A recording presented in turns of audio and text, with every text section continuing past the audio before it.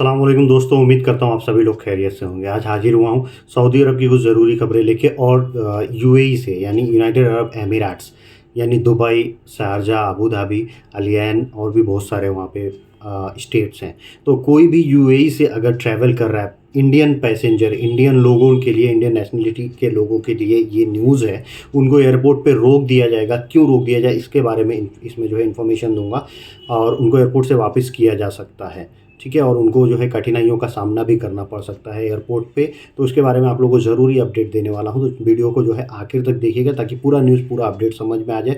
तो चलिए वीडियो को शुरुआत करने से पहले आप लोगों से एज यूजुअल गुजारिश कर लेता हूँ, अगर आप लोग मेरे चैनल पर नए हैं तो चैनल को सब्सक्राइब करके ऑल नोटिफिकेशन ऑन कर दीजिए और फेसबुक और इंस्टाग्राम पर मुझे फॉलो कर लीजिए ताकि आप डायरेक्ट मुझसे जुड़ सकते हैं। सऊदी अरब की खबरें शुरू करता हूँ। सबसे पहली जो खबर है वो रेड लाइट जंप के रिगार्डिंग है। सऊदी अरब में ड्राइवर लोग जो गाड़ी चलाते हैं उन सारे ड्राइवर लोगों के लिए एक नया फ़ाइन आ गया है, जिसमें 6000 रियाल का फ़ाइन लगेगा अगर वो लोग जो है रेड लाइट को जंप करते हैं। यानी रेड लाइट है और वो अगर गाड़ी आगे बढ़ा लेते हैं वहाँ से, तो इससे क्या होता है कि एक्सीडेंट का ख़तरा बढ़ जाता है। ट्रैफिक वायलेशन होने के साथ साथ एक्सीडेंट के ख़तरे बहुत ज़्यादा बढ़ जाते हैं, इसीलिए फ़ाइन भी बहुत ज़्यादा बढ़ गया है। अभी 6000 रियाल फ़ाइन लगेगा जो लोग भी रेड लाइट को क्रॉस करेंगे बिना ग्रीन हुए।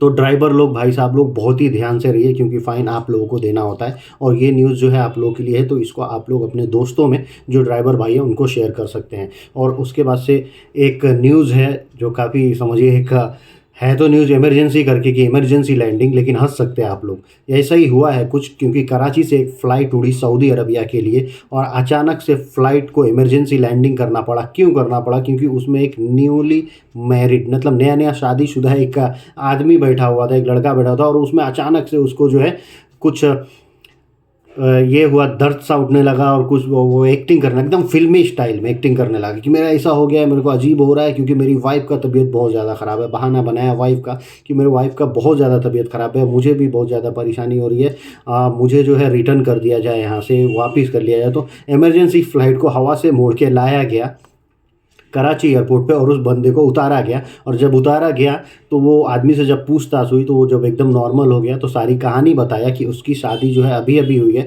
और उसका मन नहीं कर रहा है सऊदी अरब में काम करने जाने के लिए 2 साल 3 साल के लिए। इसीलिए उसने जो है ये सारा नाटक फिल्मी स्टाइल में रचा और फ्लाइट को जो है रिटर्न लेके आया कराची और वापस गया। एकदम फिल्मी स्टाइल था। अब उसको जो है हो सकता है कुछ सज़ा या जुर्माना उसके ऊपर लगे। ऐसा नहीं करना चाहिए भाई, नहीं जाना है तो मत जाओ। तुम्हारे वजह से कितने लोगों को वहाँ पे दिक्कत का सामना करना पड़ा होगा भाई साहब, ये आपको सोचना चाहिए।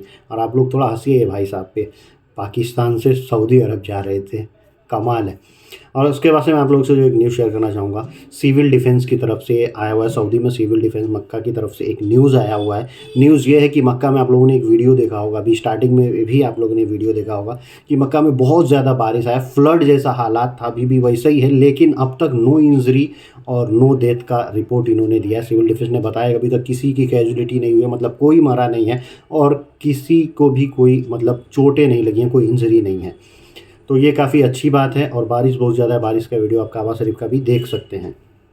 और इसके बाद से आप लोग से एक न्यूज़ शेयर करना चाहूँगा जवाजात के रिगार्डिंग है।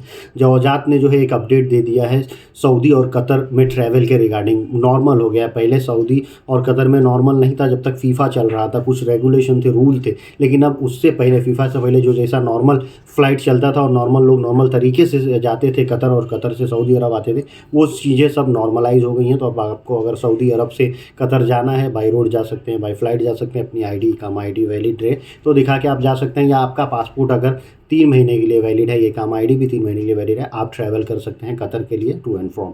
और उसके बाद से एक अच्छी न्यूज़ आई है, वो आया है जो आप लोगों ने उहुद पहाड़ का नाम सुने होंगे जो मदीना शरीफ में, उसके रिगार्डिंग। उसको हार्ट ऑफ माउंट भी कहा जाता है, मतलब पहाड़ों का दिल। पहाड़ जो है उहुद पहाड़, वहाँ पे जंग भी हुई है, बहुत सारी जंगें हुई हैं, इस्लामिक जंग।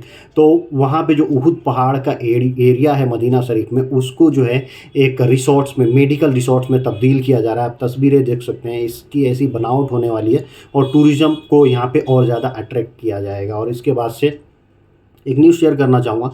2 सऊदी नागरिक लोगों को गिरफ्तार किया गया है कतीफ एरिया से, सऊदी अरब के कतीफ एरिया से वो लोग गिरफ्तार हुए हैं। क्यों गिरफ्तार हुए? वो लोग जो है ना अपनी कार से एक आदमी को तो ठोकर मारे गिराए, मतलब जानबूझ के उनका इंटेंशन यही था कि इस आदमी को लूटना है। तो उसको जो है गाड़ी से ठोकर मारे, वो आदमी गिरा, फिर उसके साथ लूट-पाट किए और सामान लेके गाड़ी में बैठे निकल गए और उन लोगों को अरेस्ट कर लिया गया है फुटेज के, जो इनकी वीडियो वायरल हुई है सीसीटीवी फुटेज की, तो उसके बिना पे ये दोनों आदमी लोगों को अरेस्ट कर लिया गया है। और इसके बाद से एक जवाजात से रिलेटेड न्यूज़ आप लोगों से शेयर करना चाहूँगा। एक हाउस ड्राइवर ने जवाजात से सवाल किया था कि मैं हाउस ड्राइवर के काम में सऊदी अरब में हूँ और मुझे जो है कफ़िल ने हुरूफ लगा दिया है और मैं ट्रांसफ़र कैसे ले सकता हूँ, हुरूफ कैसे हटा सकता हूँ। तो जवाजात ने जवाब दिया। पहले एक जो न्यूज़ है, मतलब पहले एक न्यूज़ आई थी, वो मैं आप लोगों को बता दूँ। नया रूल ये है कि किसी आदमी के ऊपर अगर हुरूफ है और उसके ऊपर कोई दूसरी पेनल्टीज़ नहीं है तो वो अपने इकामा की पेनल्टी भर के और 2 महीने के अंदर में 60 दिन का टाइम मिलेगा। उसके अंदर में या तो वो एग्जिट हो जाए, फाइनल एग्जिट नॉर्मल तरीके से होगा, फिर दूसरे वीज़ा पे आ सकता है, या फिर वहीं पे वो किसी दूसरी कंपनी में ट्रांसफ़र ले ले। ये दोनों में रूल यही है कि आपके पहले का जो फ़ाइन वगैरह अगर मान लीजिए है, आपका इकामा एक्सपायर हो गया, तो उसका जो है फ़ीस वगैरह भर के आप एग्जिट भी हो सकते हैं या वहाँ पे ट्रांसफ़र भी ले सकते हैं, नए कंपनी को ज्वाइन कर सकते हैं। तो यही रूल को जवाजात ने फिर इनको याद दिलाया कि आपके ऊपर भी जो है मिनिस्ट्री ऑफ लेबर ने ये जो रूल निकाला है, जवाजात का रूल नहीं है, ये मिनिस्ट्री ऑफ लेबर का रूल है। तो इस पे आपको जो है सेम वही फैसिलिटीज़ मिलेगी। आप 60 दिन के अंदर में या तो ट्रांसफ़र ले लो या फिर आप अपने देश वापस फाइनल एग्जिट चले जाओ। 60 दिन का टाइम है, हुरूफ लगने से 60 दिन के अंदर ये सब चीज़ें आपको कर लेनी है। तो ये अगर कोई भी आदमी हुरूफ में है तो वो न्यूज़ जो है आप उन लोगों को शेयर कर सकते हैं ताकि वो लोग अप टू डेट रहें, और अगर 60 दिन के अंदर में है तो वो ट्रांसफ़र भी ले सकते हैं। और एक भाई साहब ने सवाल किया था मुझसे कमेंट में कि मैं अभी सऊदी अरब रिसेंटली आया हूँ, मुझे 10-15 दिन हुआ, कपिल के पास मुझे जम नहीं रहा है, हाउस ड्राइवर में आया हूँ, मुझे अच्छा नहीं लग रहा है, मैं चाहता हूँ कि मैं ट्रांसफ़र ले लूँ, क्या मैं ले सकता हूँ? तो इस चीज़ में नहीं ले सकते हैं आप, कि 3 महीना आपको वहाँ पे गंवाना होगा। 3 महीना के बाद जब जो ये रूल है इकामा बनाने का, अगर इकामा नहीं बनता है तब आप ट्रांसफ़र ले सकते हैं। अगर आपको कोई प्रॉब्लम है तो आप मिनिस्ट्री ऑफ लेबर में जाके शिकायत कर सकते हैं, फिर वहाँ से अगर आपको लीगली बताया जाता है तो आप जो है ट्रांसफ़र ले सकते हैं। और इसके बाद से मैं आप लोग से जो न्यूज़ शेयर करना चाहूँगा, दुबई से आ रही है, यूनाइटेड अरब एमिरेट से। वीडियो के शुरुआत में मैंने आप लोगों को बताया था कि एमिरेट से ये अलर्ट जारी कर दिया है इंडियन नेशनल लोगों के लिए कि वो लोग जो है अगर दुबई से या एमिरेट से कहीं भी अपने देश इंडिया में आना चाह रहे हैं तो उनको दुबई एयरपोर्ट पे या शारजा या अबू धाबी एयरपोर्ट पे रोक लिया जाएगा अगर उनके पास अपडेटेड सिविल आईडी नहीं है। जो एमिरेट्स आईडी है वो अभी अपडेट होके और उसमें सारे ऐसे रेसिडेंस प्रूफ के तौर पे वो आ गया है और उसमें सारे उनके डिटेल्स रहेंगे जो एयरपोर्ट पे उनको रिक्वायर्ड रहेगा, मतलब पासपोर्ट रिक्वायर्ड नहीं रहेगा। तो उनके पास सिविल आईडी है तो वो वहाँ से जा सकते हैं, और ये इसको ज़रूरी भी कर दिया गया और उसको बताया भी गया कि आप अपने साथ कैरी करें और सिविल आईडी जिनका जिनका रिन्यू हो रहा है, अपडेट हो रहा है, वो अपडेट करवा लें। अपडेट हो रहा है तो ये नए जो सिस्टम के रूल्स हैं और जो पूरी डिटेल्स है उसमें ऐड होके आ रही है नए सिविल आईडी को, तो आप लेके जो है एमिरेट्स आईडी, सॉरी उसको बोलते हैं, तो एमिरेट्स आईडी लेके आप अपने देश आ सकते हैं। पासपोर्ट की रिक्वायरमेंट नहीं रहेगी, वीज़ा स्टैम्प की रिक्वायर्ड नहीं रहेगी, लेकिन आप पासपोर्ट रखिए अपने पास और जो आपका एमिरेट्स आईडी है वो भी रखिए ताकि आपको जो है सहूलियत हो और जल्दी से जल्दी आपको वहाँ से बोर्डिंग वगैरह मिल जाए या वापस नहीं जाना पड़े सिविल आईडी के लिए फिर से। तो अपनी जो आईडी कार्ड है वो आईडी अपने पास, एमिरेट्स आईडी बोलते हैं, वो रखिए आप लोग। अगर इंडियन नेशनल हैं तो आप वहाँ से अगर इंडिया आ रहे हैं तो आपको एयरपोर्ट पे प्रॉब्लम ना हो, इसीलिए जो है ये रूल लाया गया है। तो चलिए आज की वीडियो को करते हैं यहीं समाप्त, मिलते हैं ऐसी कुछ अगली वीडियो में। उम्मीद करते हैं वीडियो अच्छी लगी तो दोस्तों में शेयर कीजिए, और आप मुझे वीज़ा, वकाला, इमिग्रेशन, टिकट या एग्जिट पे प्रिंट वगैरह के लिए कॉन्टैक्ट कर सकते हैं। Thank you guys, thank you for watching.